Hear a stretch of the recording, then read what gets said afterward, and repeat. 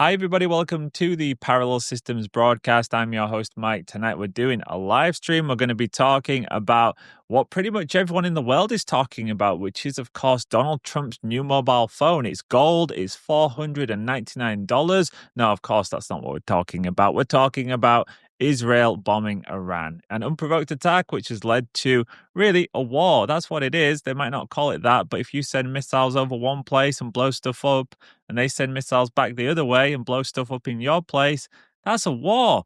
So many people are quite concerned right now. They're saying, is this the start of World War III? Well, I've got some good news on that front. It's not the start of World War III, so congratulations. But the bad news is we're already in World War III, in case you haven't noticed. Since 2020, this global hybrid war has been escalating and escalating. We've seen all different types of events. We've seen biological warfare, economic warfare. We've seen leaders get ousted in certain countries. We've seen assassinations. And of course, we've got kinetic warfare happening, proxy wars.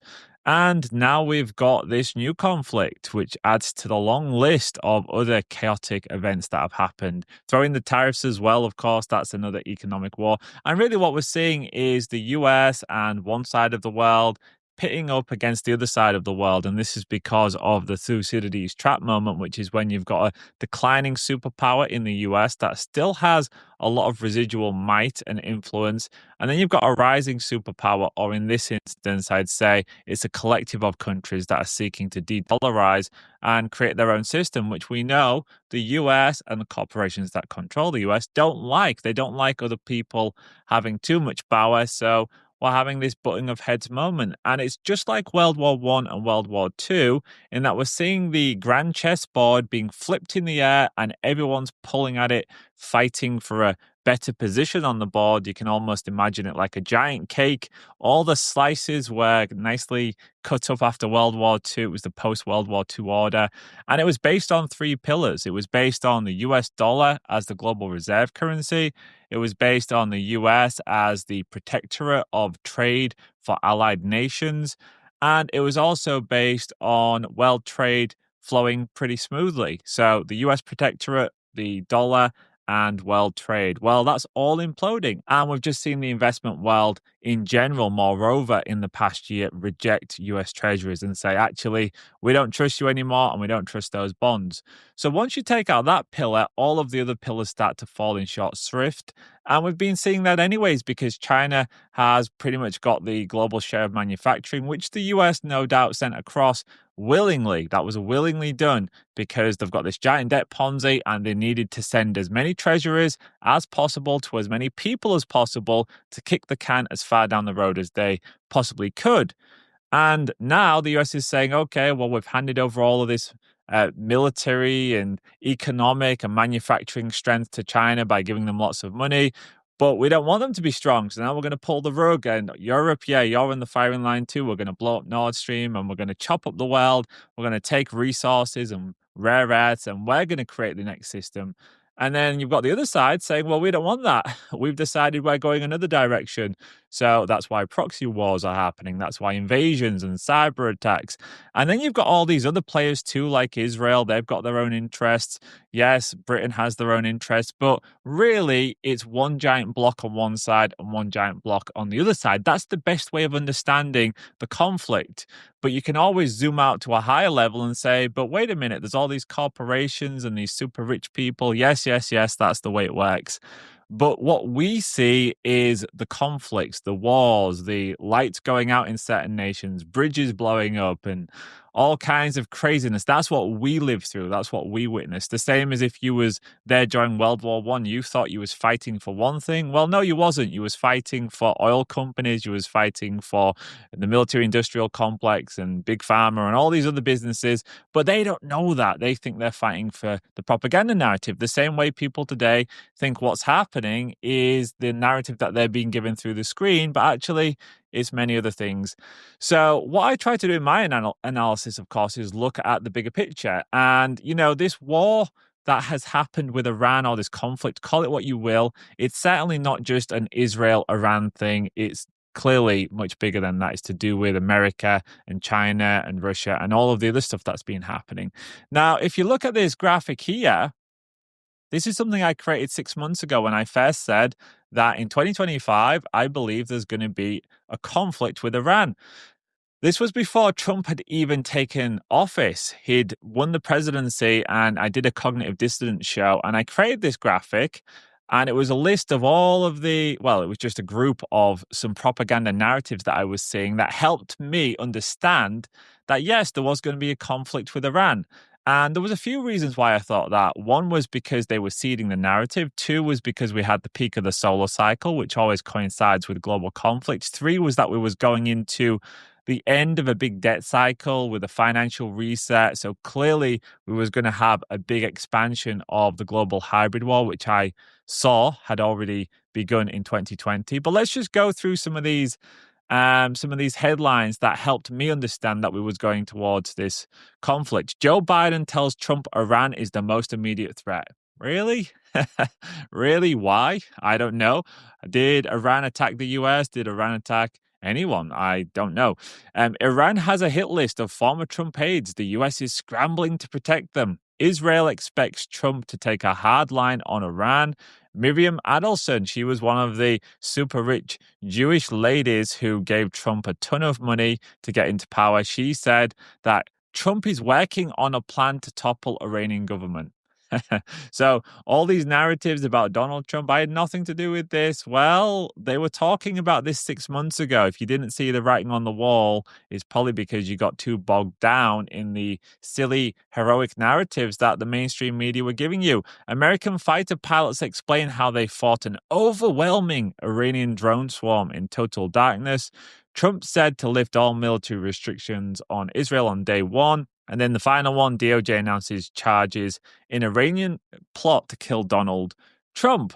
Now, that's what they were saying. I don't know if any of that was true, but I did see the trajectory, and it looked to me like we was going to have a conflict. Now, a lot of people right now are basically saying, I'm an expert in this conflict. The same way there was an expert in Russia and Ukraine, and there was an expert in Trumponomics, and there was an expert in everything, because anytime something happens, which is pretty much every week right now, we have a ton of people come out and start to do all of their amateur analysis. And listen, I do analysis too, and I am an amateur as well, so guilty is charged. But there is something disingenuous about all of this, in my opinion, that people overnight believe that they're an expert on something, and they don't actually have the capacities to see through the propaganda anyways. That's why most people are still sat there thinking, well, I thought Donald Trump was here to save us, and now he's implementing Palantir's all-seeing eye and Oracle's special 48-hour mRNA vaccines, because they always fall for the narratives and they struggle to see where the strings are attached. So I'm not going to sit here and pretend that I know what's going on in Iran or what the true narrative is. I'm not going to do that. But what I am going to do is talk a little bit about Iran's history, because that's stuff we can be sure of. That's stuff for which there is much evidence. And if you look back over the past 100 years, Iran has basically been under the control of Western superpowers for the majority of that time. If we go back to the early 1900s, it was the Anglo-Persian Oil Company that pretty much controlled all of Iran's oil, and the government too. So I've got this article here that I'm going to share with you. It's the Anglo-Persian Oil Company, which is APOC. It was a British company founded in 1909 following the discovery of a large oil field in Persia, which is Iran, in case you don't know. It used to be called Persia. Before that, it was Babylon. It was the British who found oil in Iran to begin with. So they had no oil production in the very first part of the 1900s. It was a man called William Darcy who came across. He was a British Australian who had become very wealthy in gold mining over in Australia. And he came across and he said to the Shah of Iran, who was from the Qajar dynasty. So before we got to the Pahlavi dynasty, which came later, there was the Qajar dynasty. They'd been around since the 1700s. And the existing Shah, he said to him, listen, I'll give you £20,000, which back then was probably around £3 million, if you allow me to prospect for oil. And if I find any, I'll give you 16% of the profits of whatever we take. So he said, great, let's do it. And he didn't find any oil. So he put more money into it and more money, and he almost bankrupted himself trying to find oil in Iran. In fact, he spent over £500,000, which back then was tens of millions of pounds, almost £100 million actually. But in the end, he did actually find some. So that was what started the oil production in Iran. And then sure enough, they found more and more oil fields, and it became one of the most profitable places in the world for oil. So at that point, about 10, 15 years into this deal, the Shah of Iran was like, you know what? I know we made that deal 15 years ago, but you guys are getting super rich now, and we're only getting 16%. And that was when he asked to revise the contract. Now, at that point, William Darcy had sold out most of his shares to the British government. They were the secret owner of this company. So the Shah of Iran was not just trying to overturn this English Australian, he was now trying to overturn the British government. He didn't know that at the time, but that's what happened. So they decided, you know what, instead of revising the contract, how about we don't do that and we just get rid of you? And that's where the problems began. So they decided to do a coup, a military coup, and they actually ended up installing from the coup Reza Khan, who would later become Reza Pahlavi, who was the first Shah of Iran of the Pahlavi dynasty. Now, we're going to jump forward a little bit to World War II. That's when Reza Pahlavi was basically told that he had to abdicate. He'd become too independent, and the British weren't happy about it, particularly as the war was happening, and he helped some Germans escape the country against their wishes. So they said to him, listen, you've got to go, and your son's now going to be in power. So they installed his son, Mohammad Reza Pahlavi, who's the famous one, who's the last Shah of Iran, although at this point he was just a young lad.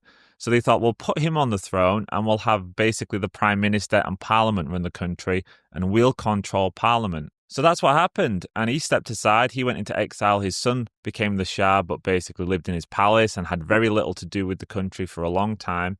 And Parliament was running the country. The only problem is, successive prime ministers started to become more and more independent. And by the time you got to 1951, you had Mohammad Mossadegh, and he became quite powerful, and he decided to try and nationalize the oil wells once more. Now, of course, the British and at this point the Americans, who had their foot in the door, they weren't happy about that. So CIA and MI5 decided, we're going to get rid of this prime minister, Mohammad Mossadegh. And by now, the young Shah had become a mature Shah, so he was a grown man. They said, let's put him in as the autocratic ruler, because that guy is somebody that we can control. Let's do away with the parliament and just put Mohammad Reza Pahlavi in as the full autocratic leader. And that's precisely what they did. Now, let's talk about the coup a little bit, the coup d'etat, the one that I just alluded to. It says that Mossadegh, he had sought to audit the documents of the Anglo-Iranian Oil Company. Oh, that's a big no-no. No audits will be taking place.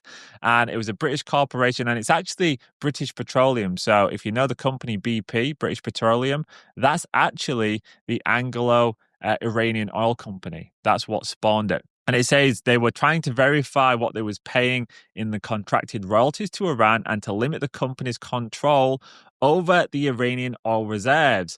Under the AOIC's refusal to cooperate with the Iranian government, the parliament voted to nationalize Iran's oil industry and to expel foreign corporate representatives from the company.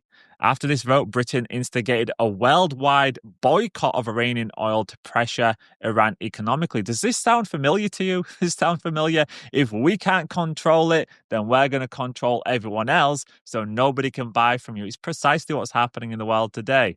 If you're Venezuela, for example, you ain't selling your oil, or if you are, you're selling it for a fraction of the price. That's precisely what happened to Iran. So after they tried to nationalize it and they said, we're taking it back, they basically did a blockade and said, if you sell it, you can't sell it, basically. They said no one else can buy, and if you do, we're going to blockade you as well.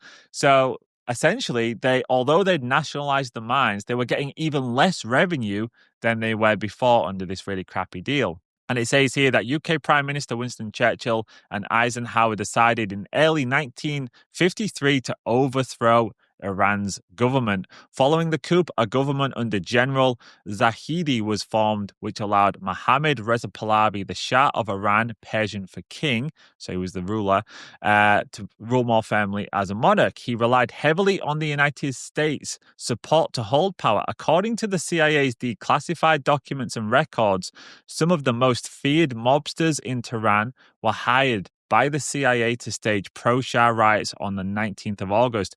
Other men paid by the CIA were brought into Tehran in buses and trucks and took over the streets of the city. This is starting to sound very familiar, actually. I think we've seen this before.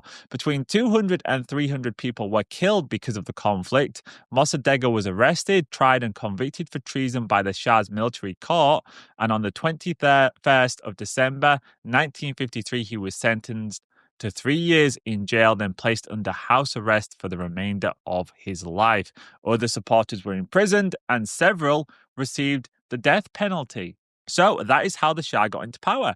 And all along, he was a very close ally of the US. You could say a puppet of the US, but that wasn't quite true because, as often happens with these leaders, and we saw this with Gaddafi, we saw this with Hussein, they get in with the help of the US and the CIA. They retain power with their help, but over time, they become increasingly self-interested. And that's when things take a turn for the worse.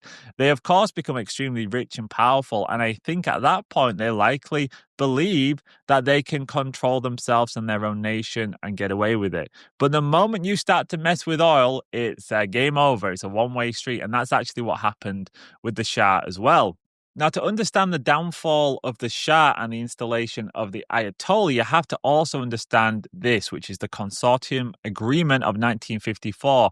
And this was the agreement that was made between Mohammad Reza Pahlavi and the Western oil companies after they put him into power and they got rid of the prime minister. So he made an agreement with them that they would have 50% ownership of Iranian oil production after the ratification in 1954, and it expired in 1979.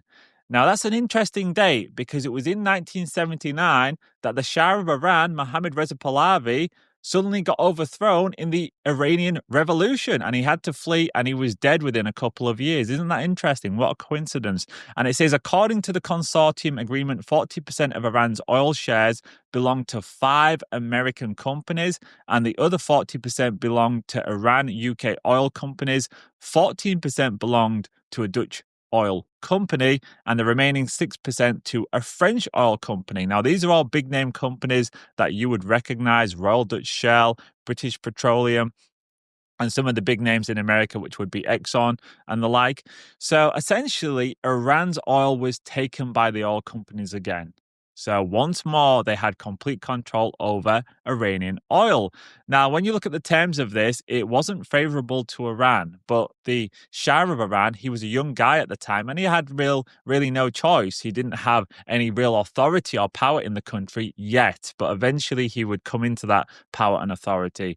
And the more powerful he became, the more problematic he became for the West. They wanted a puppet, but it turned out he wasn't a puppet. He was very smart. The agreement, which was heavily pressured by President Eisenhower, gave American oil companies significant influence over how much petroleum Iran pumped and the price it could sell it for. So it was almost complete control over the nation's oil, not only how much they can pump out of the ground, but what they can sell it for as well. Beginning in 1973, the Shah faced increasing tensions with Western nations after announcing he would not renew the consortium agreement upon its expiration, and he planned to nationalize Iranian oil in 1979. Chances are your car is sat in your garage or driveway this weekend, and chances are that your local gas station is going to be closed a lot more Sundays this winter.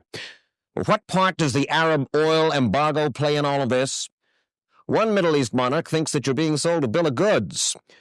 To try to understand something of the background of the oil shortage, a 60 Minutes crew has spent the last 3 weeks in the Middle East, in Saudi Arabia and Iran, the 2 largest oil exporting countries in the world. Our story on Saudi Arabia is still in work, but in Iran, earlier this week, we went to see the man who runs that country and, in effect, its oil industry. Shah Mohammad Reza Pahlavi is not an Arab. He makes a point of calling himself Aryan. And unlike the Arabs, he will sell oil to anyone if the price is right. Along with the Arabs, he is a member of OPEC, the Organization of Petroleum Exporting Countries. That's the group that is holding the world's feet to the fire with the rocketing price of oil. This week in Tehran, the Shah offered to put up $1 billion, and he can afford it, of his oil money, for a fund that would cushion the devastating economic effect of the oil crunch on the have-not nations. and he took time out in his Niavaran palace to talk to us. Sheikh Yamani told me a week ago in Riyadh that he was very optimistic, that during February there was going to come the disengagement between Syria and Israel, and the oil embargo would be lifted. He was optimistic. That optimism obviously has turned sour. Why, do you know?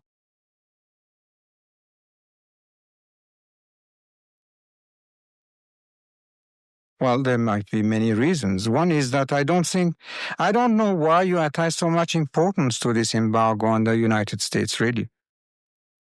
Why should you care about that? You are not short of oil. Have you seen the lines of cars stretching for blocks, in some cases for miles, waiting to get I have gas? seen the pictures. And you cannot But get... you have imported more oil than any time in the past. Well, not recently, we haven't. You have? You mean we are still importing more oil than we were, let's say, in September? You believe that? I can't say for sure. But what is certain is that you are not importing less. Than we were importing last September? Then this whole thing is a fraud? You know that ships are changing their destinations 2 or 3 times in the oceans. You sell the oil for a certain destination and it ends up somewhere else. What you seem to be saying is that there is some fraud involved, that there is something going on that doesn't meet the eye. Oh, something is going on for sure. And who is being enriched by it? The oil companies? The oil companies.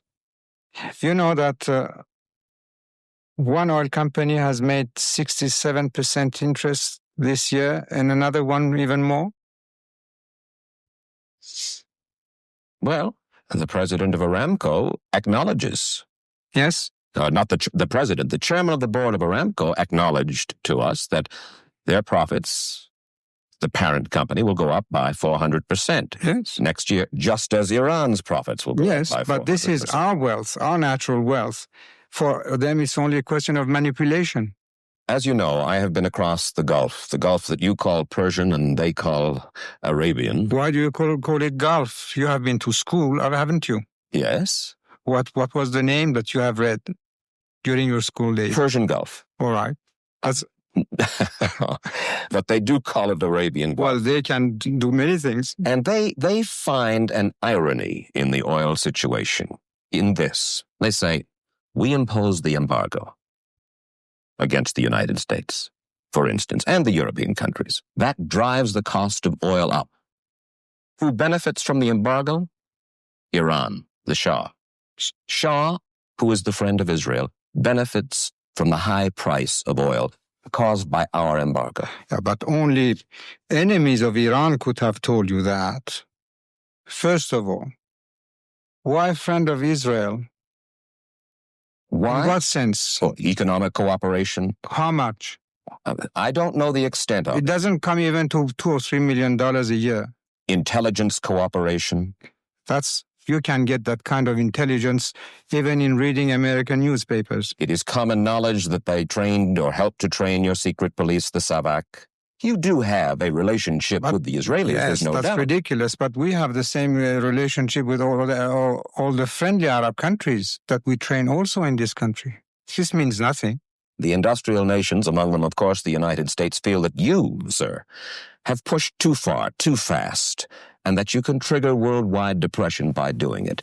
Henry Kissinger says so. Sheikh Yamani, the oil minister of Saudi Arabia, says that suits them. I'm not talking about Yamani because I don't like to enter into that subject. But the others, it suits them to say that. Why? Because the price that we have set for oil was one of the lowest among the prices which were studied and suggested to the OPEC organization by all the experts. You say you don't want to talk about Saudi Arabia and Sheikh Yamani.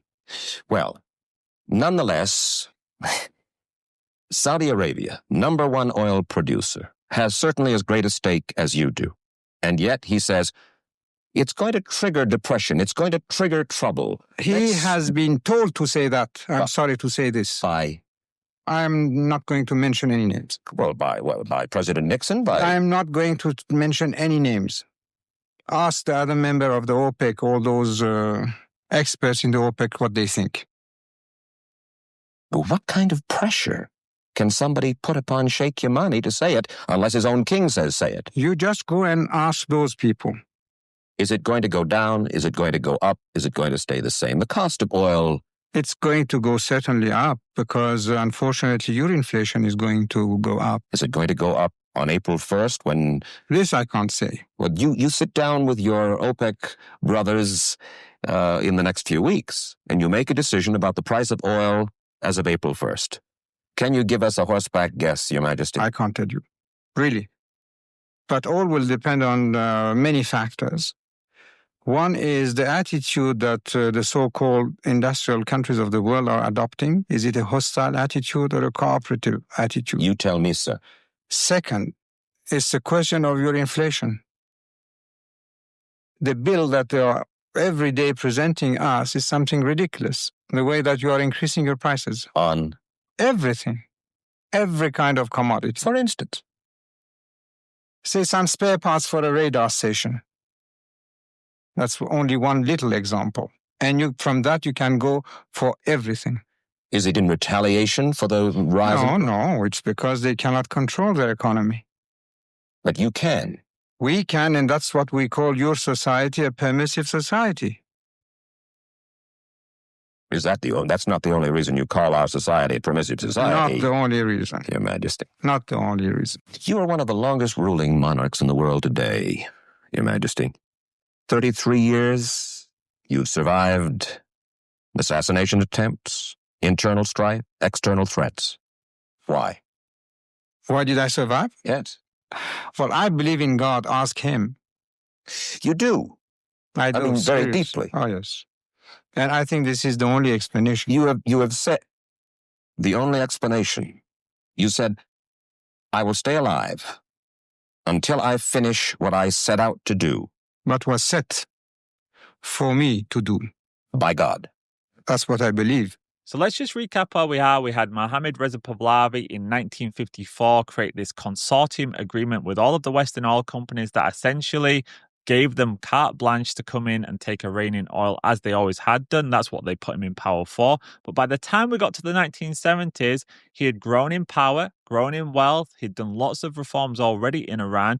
And he was like, right, now's the time to renegotiate that contract. We need some more of our natural wealth. We need to use that to build up the nation. And he had a plan to create a great civilization. So he was still imagining Iran as being like it used to be when it was an empire, the Persian Empire. And he thought, Iran could be the largest oil producer on planet Earth and we could be extremely rich. Now, that terrified the oil companies. They was like, hell no, we don't want that. We want the oil and we don't want to be giving you any of the profits or at least as little as possible. We want to keep the agreement as it was. So let's read a little bit more about what happened next. It says the 1973 sale and purchase agreement was a 20-year agreement pressured by the Shah of Iran on the oil consortium that nullified the consortium agreement of 1954 and provided the national Iranian oil company with complete control over Iranian petroleum, nationalizing the nation's oil reserves. By 1975, Western oil companies complained of the agreement and demanded renegotiation, and that was actually the first time in history that oil companies, rather than the oil-producing nations, had sought to renegotiate the contract. Now, also, something that I will add is the Shah of Iran was the guy who first created OPEC, which you will know as the oil-producing nations cartel.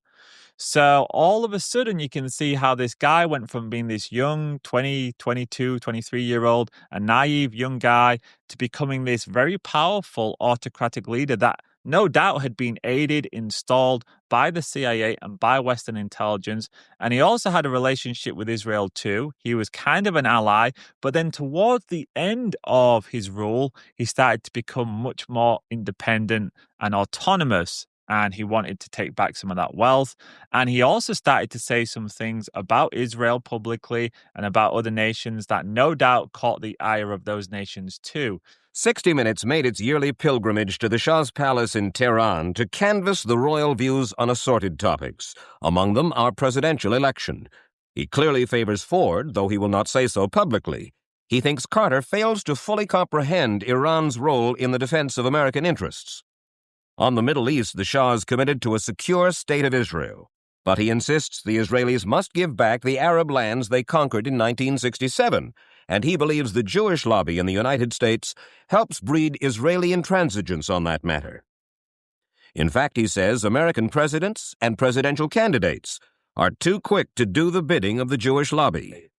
Surely, Your Majesty, you're not telling me that the Jewish lobby in the United States pulls the strings of the presidency?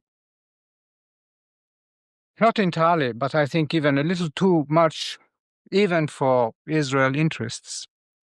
You think the Jewish lobby in the United States is too powerful for the interests of Israel? I think so. Sometimes they are disserving the interests of Israel because they're pushing around too many people. How do you mean pushing around? Well, pressuring. They have many means at their disposal. They are putting up pressure on many, many people. And at the end, I don't think that it will even help Israel. Why, if this is true, why would the President of the United States pay attention to that lobby? They are strong. Strong in what sense? They are controlling many things. Controlling what? Newspapers, medias, Your Majesty. banks, finances, and I'm going to stop there. Well, now wait just a second. You really do believe that the Jewish community in the United States is that powerful? They make the media reflect their view of foreign policy? Mm-hmm. Yes. They do not report, we do not report honestly? Don't mix things, please. I don't say the media. I say in the media they have people. Not the entire media. Some newspapers will only reflect their views, yes. Oh? The New York Times, for instance, is owned by the Salzburger family, who are Jewish. Are you suggesting that the New York Times is biased in its treatment of the question of Zionism, Israel's existence, the United States' relationship with the Arab world? I will have to put all the articles of the New York Times written on this subject and draw the conclusion. You can put this to the computer and it will answer you. What you're saying is that, yes, you do believe. Well, let's wait for the answer of the computer. Washington Post? The same. The networks? Less. I must say you are speaking with your characteristic candor. Yes, if you like. I try to be candid. I have always been. Are you aware of a CIA psychological profile about you, sir? No, I must admit that it's the first time I hear that. Truly? Yes? What is it? Would you be interested in hearing what the CIA had to say? Yes, why not? Really? Yes, why not? I have your permission? Yeah, sure.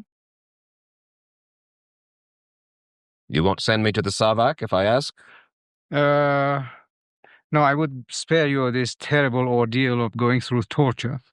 This secret study portrays the Shah as a brilliant but dangerous megalomaniac who is likely to pursue his own aims in disregard of U.S. interests. So how could I be your man, your agent? How do you mean? Safeguarding your interests. Well, it says that the Shah is an uncertain ally. His dreams of glory apparently... I know. So you would like me to be your stooge? Do you want me to go on, or shall I forget about this, Your Majesty? Some funny points, why not? So he went on to quote to him from the CIA profile. His dreams of glory, it said, apparently exceed his ability to finance them. When his oil revenues run out in an estimated 2 decades, he might use his new military power to seize some neighboring oil fields. Shall I go on, or would you prefer that I stop, sir? Well, the question is that I have now that you mentioned, I have seen that appearing in papers, but I think it's lots of imagination in that. So in the end, what happened was they agreed to a deal, and then by 1975, they were already starting to renege on that deal. And by 1979, there was the Iranian Revolution. And all of a sudden, all of the support from the West just disappeared. So that's the story as to what happened to the Shah of Iran. Now, he did flee. He went to the US and he lived out his final couple of years there because he died not long after. But that isn't where the story ends, because the Ayatollah and his regime that had been installed from this totally naturally occurring color revolution, they demanded that the US send him back, and they actually stormed the US embassy in Iran and took 66 people hostage. 52 of them they kept hostage for around 450 days, and they demanded that the US send the Shah of Iran back, and also they wanted to know where all of the billions and billions of dollars that he and his family had taken from the country was. So they had these people hostage, and the US was negotiating with them, but inevitably they didn't have to send the Shah back because he suddenly died. And not long after that, they struck a deal to get the release of the hostages. And get this, the US paid off the regime $7.9 billion, which today is around $40 billion. They also gave them lots of gold, treasuries, and bonds. So what was really going on there? Was it all kabuki theater? Was it just there to make it look legitimate? I don't know. And I'm not going to pretend that I do know. But what I can do is speculate. So I've got my own opinions, but I'll leave you to make up yours. Now, where are we right now? What's going on? Well, like I said, Israel has started to bomb the country. They've killed lots and lots of top military brass.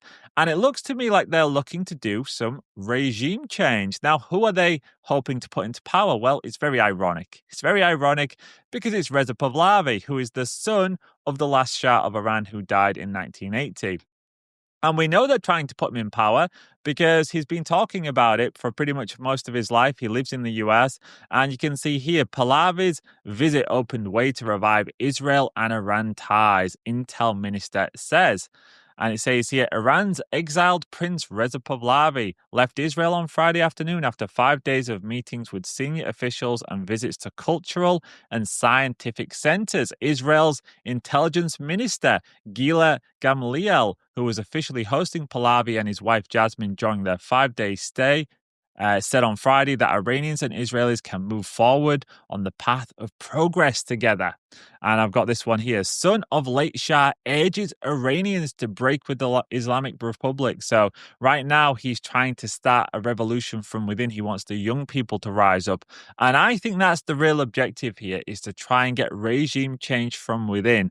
And if there are lots of Western operatives still in the country, and clearly there are because there's lots of car bombs going off and all kinds of sabotage which could not only be done from outside, then maybe that's the overall agenda of what's happening. And you can see here that his daughter just got married to a Jewish man. And it says the first marriage of Pahlavi's new generation, our Princess Imam. So clearly that's the objective. Now, does that mean it's going to be successful? Does that mean that we're not going to have some massive kinetic war that involves the US and China and North Korea and Pakistan? Who knows? We don't know. And I'm not going to pretend that we do know. I think escalation is definitely the name of the game, but it could also actually end very quickly if there are dominoes set up within to quickly do a regime change. We just don't know. And I think the people pretending that they do know and playing the armchair experts on this one, unless you fully understand the history of the country, how do we know what it actually looks like from within? How do we know who the regime truly is and who they serve? We don't. We're just guessing from all of the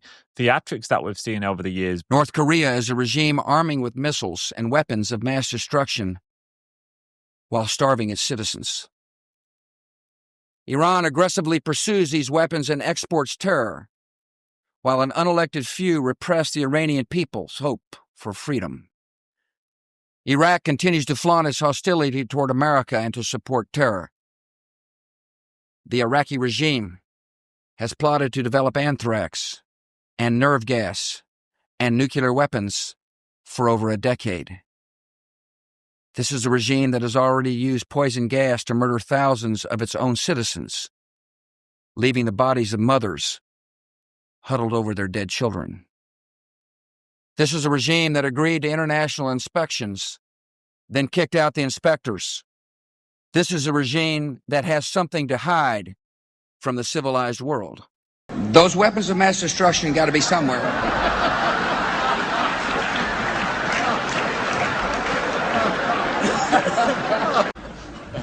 Nope, no weapons over there.